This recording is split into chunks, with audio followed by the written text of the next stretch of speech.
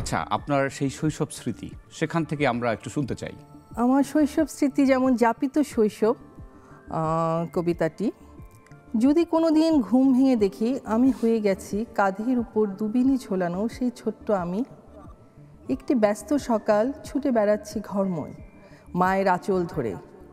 সোনালি দুপুরটা কেটে যাবে ছাদের চিলেকোঠায় প্রিয় গল্পের বইয়ে মুখ গুজে তেঁতুল আচার খেতে খেতে।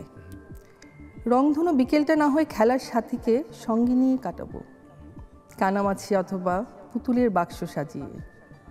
আবির মাখা সন্ধ্যা এলে বসে পড়ব পড়ার টেবিলে, ক্যালেন্ডারের মলাট লাগানো বইগুলোর গন্ধ নেব, আর সাথে সহোদরের সাথে মিষ্টি মধুর ঝগড়াঝাটি।